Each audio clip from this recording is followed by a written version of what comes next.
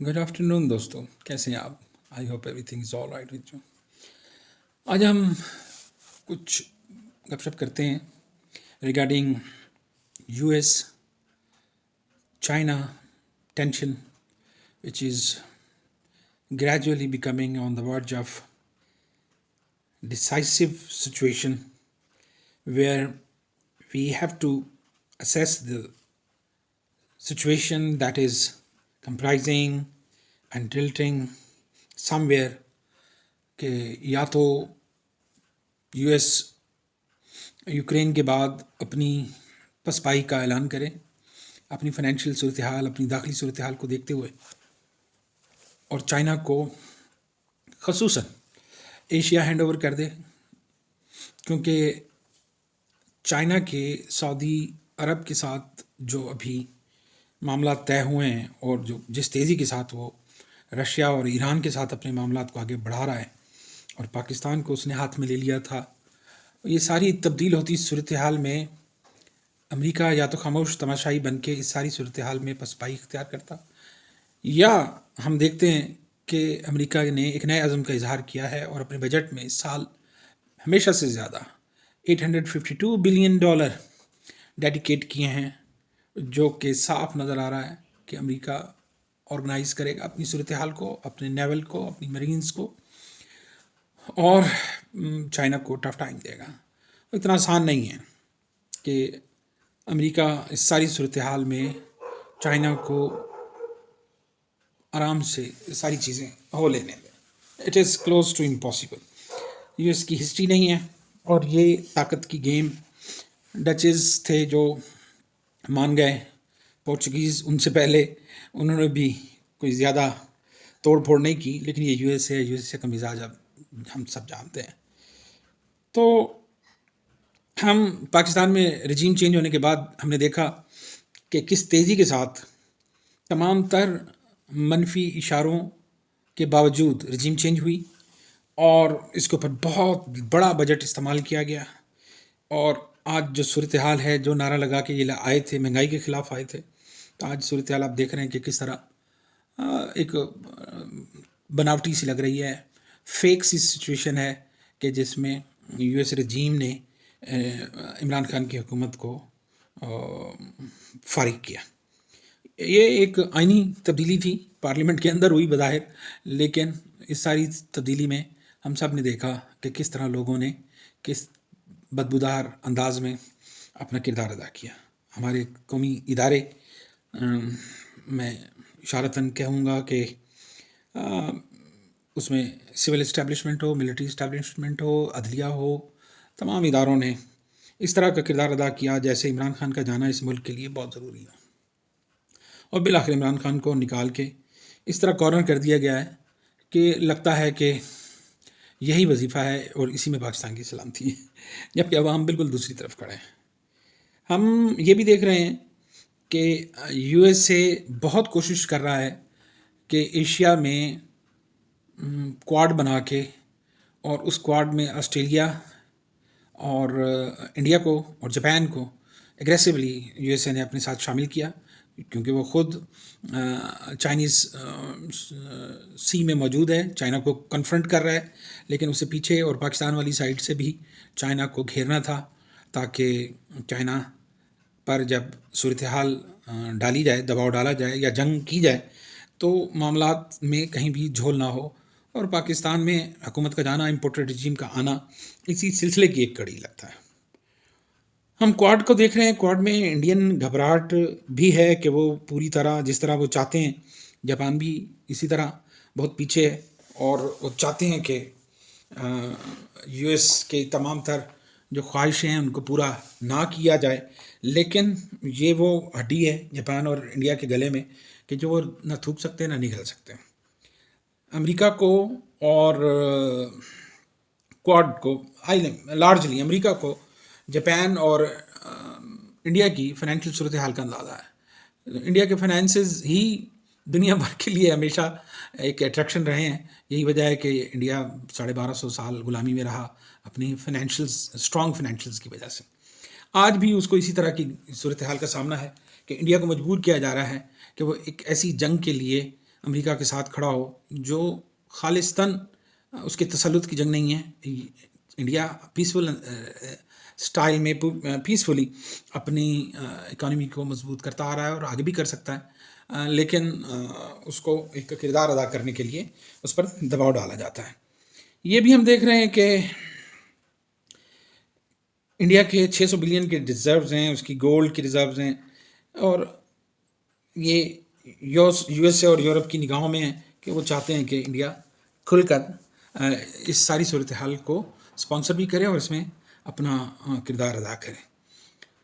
ہم 1300 سال سے انڈیا کو اسی طرح کی صورتحال کا سامنا کرتے ہوئے دیکھ رہے ہیں کہ انڈینز کے پاس کبھی لڑاکو فوج نہیں تھی. یہ کام دھندہ کرنے والے ہم سیدھے سادے لوگ ہیں اور کوئی جنگجو نہیں ہیں. یہی وجہ ہے کہ 10-15 ہزار لوگ آتے تھے افغانستان کے راستے سے اور دلی پہ قبضہ کر لیتے تھے، کیونکہ یہاں پر آج صورتحال یہ ہے کہ پاکستان اور انڈیا دونوں اپنے مسل دکھاتے ہیں دنیا کو کہ ہم بڑے لڑاکے ہیں، لیکن دنیا اور ہم اچھے سے جانتے ہیں کہ ہماری اصل صورتحال کیا ہے اور ہم کتنے کے لڑاکے ہیں رہے ہیں اور کتنے ہی آگے یودھا ہو سکتے ہیں.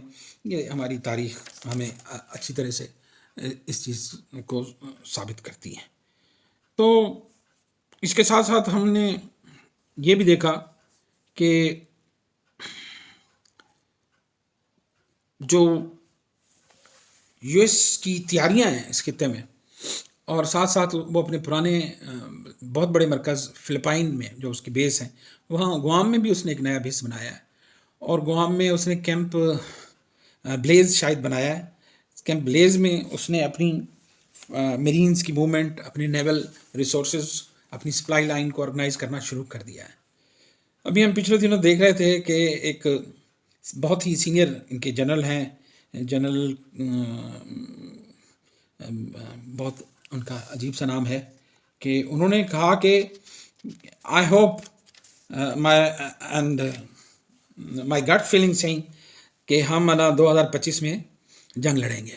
یہ ایک ایسی بات ہے کہ جو صاف نظر آ رہی ہے کہ پینٹاگون کی تیاریاں اور وائٹ ہاؤس کے بیانات ایک تسلسل میں ہیں اور یہ بتا رہے ہیں کہ آگے کی صورتحال کس طرف جائے گی. ہم نے یہ بھی دیکھا کہ امریکن جو ہے وہ پاکستان سے بھی کچھ لاجسٹک سپورٹ اور اپنے کچھ ریفیولنگ انڈیا میں جو ہم پہلے بھی انہوں نے لی تھی ممبئی میں، اور اب بھی وہ اس طرح کی کچھ فیسلٹیز چاہتے ہیں جو کہ ان کو مل جائیں گی. لیکن ایک اور چیز ہے کہ پریزیڈنٹ جی آ رہے ہیں پاکستان، اور آبویسلی ان کی انڈیا کے ساتھ بھی بات چیت ہے. تو دیکھنا یہ ہے کہ کیا پریزیڈنٹ جی جو اس خطے میں اس عالمی تناظر میں دیکھا جائے تو سب سے طاقتور ایک انرجائز ری الیکٹ ہو کر آئے ہیں، اور جو ان کی پوزیشن ہے اس وقت خطے میں کسی کی نہیں ہے. ہم دیکھ رہے ہیں کہ تائیوان میں بھی 24 میں الیکشن ہوں گے، انڈیا میں بھی 24 میں الیکشن ہوں گے، یو ایس اے میں بھی اس سے اگلے سال الیکشن ہوں گے. تو ان سب میں اگر تگڑا بندہ ہے تو وہ پریزیڈنٹ جی ہیں. پریزیڈنٹ جی جو ہے وہ کبھی نہیں چاہیں گے کہ یہ رجیم دوبارہ الیکٹ ہو، اور یہ رجیم کبھی نہیں چاہے گی کہ وہ الیکٹ نہ ہو. تو صورتحال بڑی ٹف جائے گی. آگے بھی ہم دیکھیں گے کہ یہ ٹسل جو ہے اور ان کے جو اسٹریٹجیکل ایڈوانسمنٹ ہے، ان کی جو نئی ڈیولپمنٹس ہوتی ہیں وہ کس طرح کی ہوتی ہیں اور کس طرح بڑھتی ہیں، اور صورتحال کس طرح کی کریٹ ہوتی ہے. یہ بہت ہی مشکل مرحلہ ہے. چائنا پاکستان کو اتنی آسانی سے اس کے کیونکہ بالکل بغل میں پاکستان ہے، اور چائنا کسی حد تک پاکستان پہ اگر کوئی جنگ ہوتی ہے تو ایک اسٹریٹجیکل اس نے ایک سی پیک بنایا ہے، اور 40-50 بلین ڈالر کی انویسٹمنٹ اس نے کی ہوئی ہے. تو وہ آبویسلی یہ چاہے گا کہ پاکستان اس کی ایک لاجسٹک لائن رہے، اور اس کی وہاں سے اس کو انڈین اوشن میں اترنے کا موقع ملے. گوادر بیس بھی اس نے بنائی ہے، اس طرح اس نے افریقہ میں بھی اپنے فٹ پرنٹس بنائے ہوئے ہیں. تو صورتحال اتنی آسان نہیں ہے بظاہر، اور امریکہ کے لیے کہ وہ کوارڈ کو پرویکٹیو کر لے اور اس لیول پہ لے آئے کہ کوارڈ بالکل تیار ہو جائے امریکہ کو ٹکر دینے کے لیے، یہ اتنا آسان نہیں ہے. ہم دیکھ رہے ہیں کہ پاکستانیوں کو تو بالکل ہی ارریلیونٹ کر دیا گیا ہے ان کی سوچ کو، ان کی وہ کیا چاہتے ہیں ڈیموکریسی کی، کیا اس کے اپنے اندر جو ڈیپتھ ہوتی ہے وہ کیا کیا چاہ رہی ہے، لوگوں کی آوازیں کہاں ہیں، لوگوں کی اکثریت کہاں کھڑی ہے، اور ہم دیکھ رہے ہیں کہ ادارے بالکل اس کے دوسری طرف کھڑے ہوئے ہیں جہاں پبلک کھڑی ہوئی ہے. تو نان ایشوز میں الجھایا ہوا ہے. وہ بھلے گل کو ننگا کرنے کے ہوں یا اعظم سواتی کے ساتھ جو کچھ ہوا وہ صورتحال ہو، حتیٰ میری توبہ ہے اشرف شریف کا قتل بھی، یہ سب نا پاکستان کو نان ایشوز کی طرف لے کے جانے کی ایک وہ ہے پلاننگ لگ رہی ہے، جو میری گٹ فیلنگ ہے. اب پھر وہی پرانی گیم بم دھماکوں کی، سوسائڈ حملوں کی، اور ٹی ٹی پی خراسانی، جو کہ سب جانتے ہیں کہ پراکسیز ہیں. اور پراکسیز کیوں ایکٹیو ہوتے ہیں؟ جہاں یو ایس اے جاتا ہے وہ سب سے پہلے وہاں کی پراکسیز کو ایکٹیو کرتا ہے اور وہاں کی پارلیمنٹ کو ڈی فیکٹو کر دیتا ہے تاکہ فیصلے اور قوت پاکستان کی کہیں اور ہو.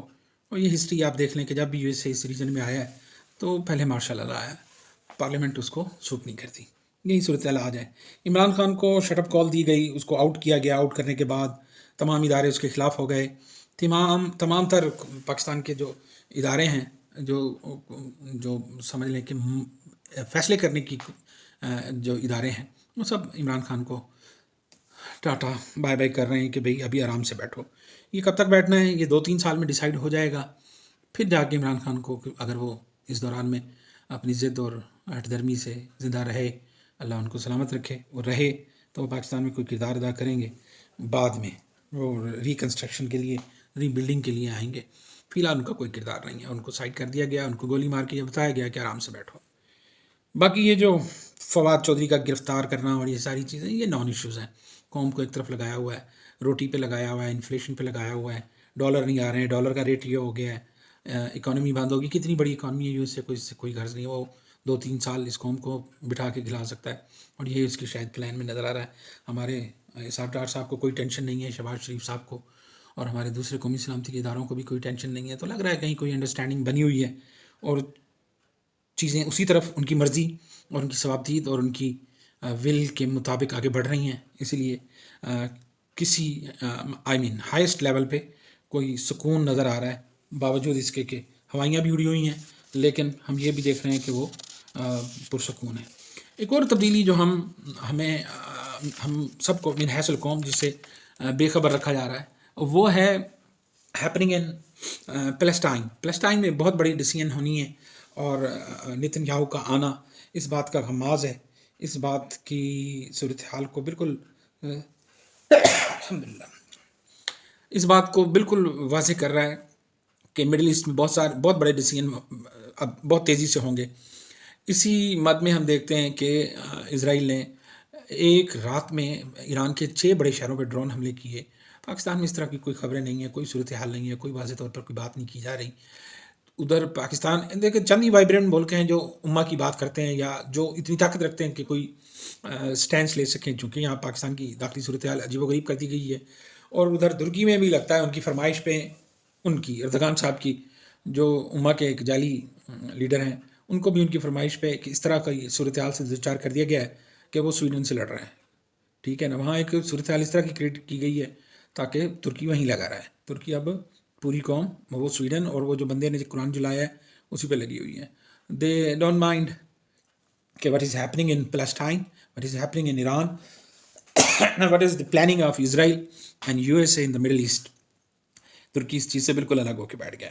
ایران کے نیکسٹ ڈے جس دن 6 شہروں پہ حملہ کیا گیا اور اصفہان میں ان کے نیوکلیئر پوزیشن پر حملہ کیا گیا، جو کہ ایران نے منع کر دیا کہ نہیں وہاں کوئی نقصان نہیں ہوا، نہ ہی ان کی کوئی نیوکلیئر سائٹ تھی، البتہ ملٹری سائٹ ضرور تھی.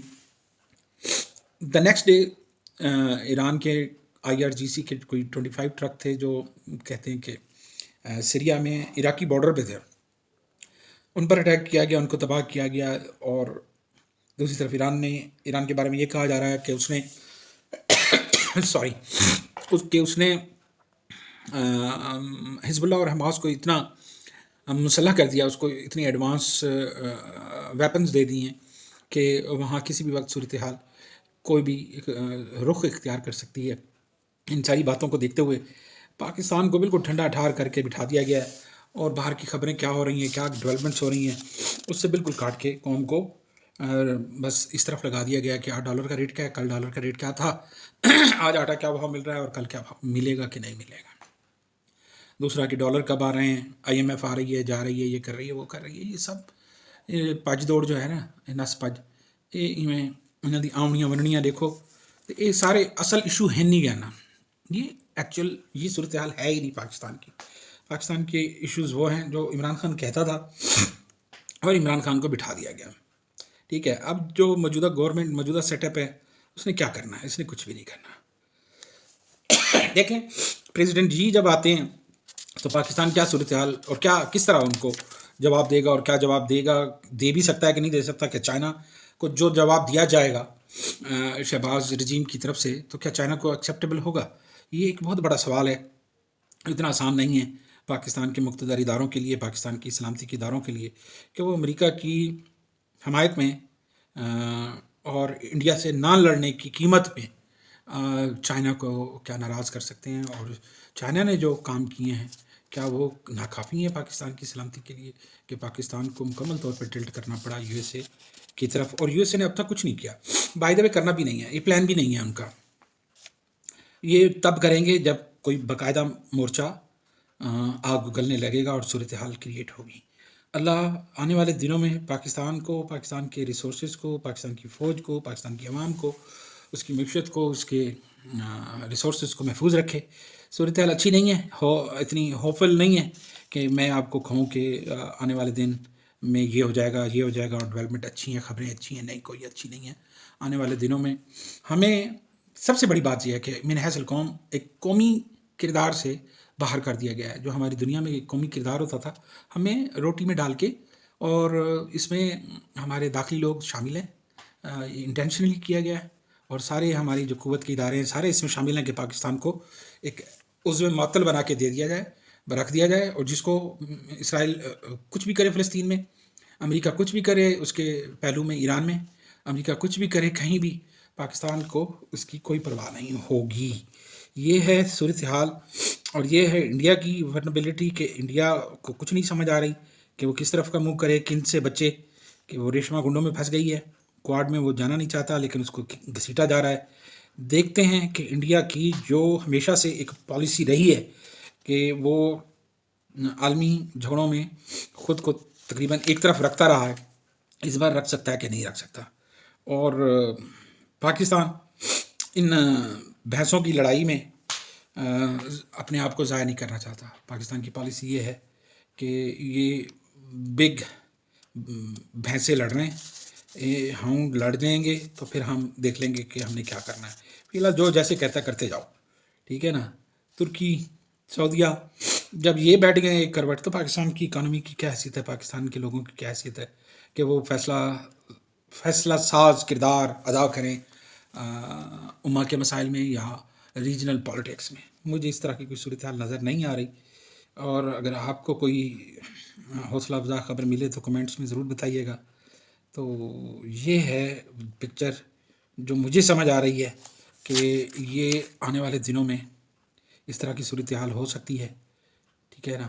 اور مجھے نہیں سمجھ آتا کہ اگلے 2 سے 3 سال، کم از کم 3 سال وہ نگران سیٹ اپ کے نظر آ رہے ہیں مجھے. اور کوئی بھی عوام کی روٹی شاید پکتی رہے جیسے تیسے، اور عوامی حکومت، قومی سالمیت کے ادارے ایک پرٹیکولر کردار ادا کرتے رہیں گے اور ہم اس طرح آگے بڑھتے رہیں گے. لیٹس سی کہ ہم ان مسائل میں خود کو محفوظ کتنا کرتے ہیں، اور یہ محفوظ ہم کس لیے کر رہے ہیں، بائی دا وے کس دن کے لیے، کس تیاری کے لیے کر رہے ہیں، سمجھ نہیں آتا. بہرحال اپنا خیال رکھیے گا، ملتے ہیں کسی اور موضوع پہ. خدا حافظ.